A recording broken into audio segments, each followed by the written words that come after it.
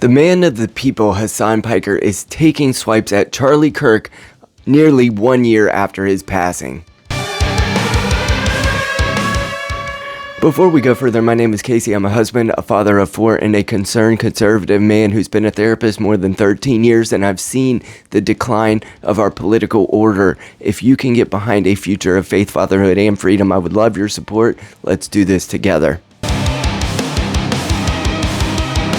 Hassan Piker was dancing and mocking Charlie Kirk, feigning to have sung a Christian song at one of his events where he gathers around his buddies and they have a little tete-a-tete about how they all hate us and they still want to do what they did to Charlie Kirk to the rest of us.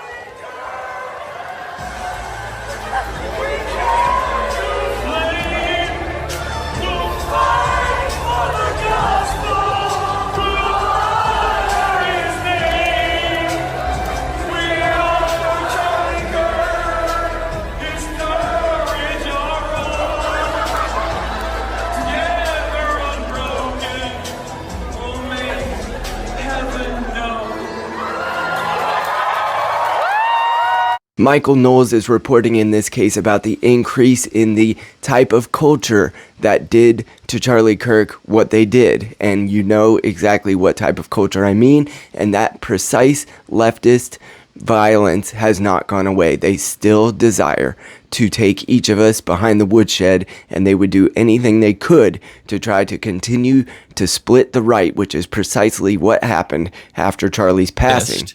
Made good on the many and increasing threats that leftists have made against right-wingers speaking on campus for a decade. One of them made good on those threats and murdered him. And that's really funny to Hassan Piker. That's a big joke. He's not just going to laugh about it on his live stream. He's not just going to make snide remarks. He's not just going to justify it and defend it. He's going to show up to a theater and sing in jubilation and mockery about the fact that a leftist murdered Charlie Kirk. Michael Knowles makes the point that Hassan Piker in this case is playing to his audience, and you can imagine what type of person would not only be so entrenched in the Communist Manifesto, so entrenched in the Marxist revolutionary mindset that they would actually go and pay money to see this man speak in person, and you can imagine precisely why Hassan Piker had to do what he did to please his audience. We're in his clown suit laughing about how the left succeeded at murdering Charlie Kirk. If I'm taking the most charitable view I possibly can, it is that if I'm Hassan Piker and I have Hassan Piker's audience, I have to do that.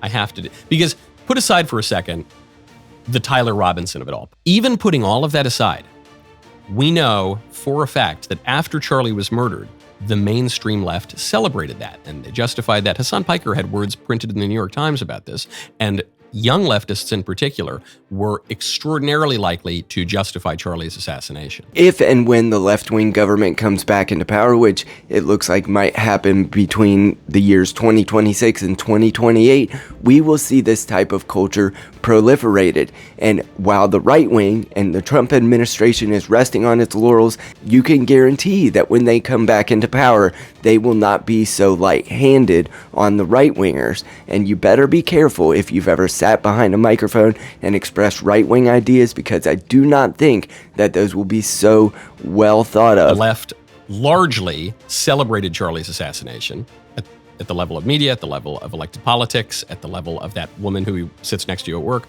They largely, 28% or something among young leftists, supported Charlie's murder or justified it. And a year later, they haven't changed their tune. In the wake of Charlie Kirk's passing, we really saw that he was the one that was holding so many of these factions on the right wing together. And really, the country of Israel has managed to split the right wing into two camps, and they are vehemently working against one another. But let's say Israel, for some reason, was no longer a problem.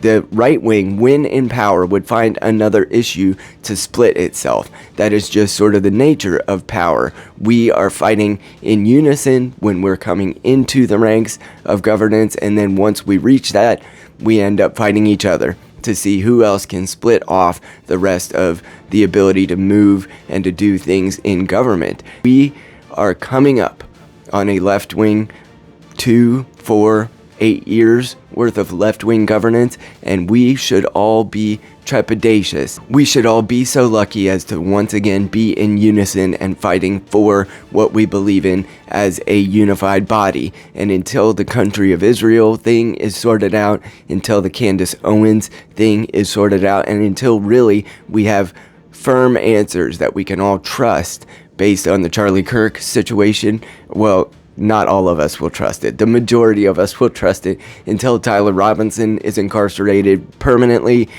We might not ever have that unification again. We must fight for this because I don't want 2028 and beyond to be another 2020, and that they would use every excuse necessary to cause rifts in our country, violence in our streets, masks on our faces, kids out of school, and a great many other tens of millions of people crossing our border. That is ultimately what we have to look forward to if we can't be unified in this moment. Charlie was a Christian, ha ha ha ha ha, and now he's dead, ha ha ha ha ha. And it's deeply distressing because it's on us. The fact that these people have not been held to account, the fact that there has not been a major crackdown on the American left, the increasingly violent left. We've seen some of it from the federal government. We've seen the CFO of the SPLC getting arrested. Major, expose that the SPLC, which is supposed to fight right-wing hate groups, was actually funding them because there was far more demand than supply. At the end of the day, I fight for Christian and right-wing ideals because I believe that is what has the best opportunity to save our country. And I heard J.D. Vance speaking at a Lincoln dinner one time in Kettering, Ohio, in which he said, the only force in government which is fighting against the evil and the pervasion of evil that's coming straight from hell is the right-wing conservative movement in America. And you can see how it has folded up and gone moderate at best in so many other countries, European countries, and ultimately the results have been disastrous. We might be the ones, the vanguard, that are holding back a rush and a berm of evil. And so in that way, can we please reunify? Can we please come back together?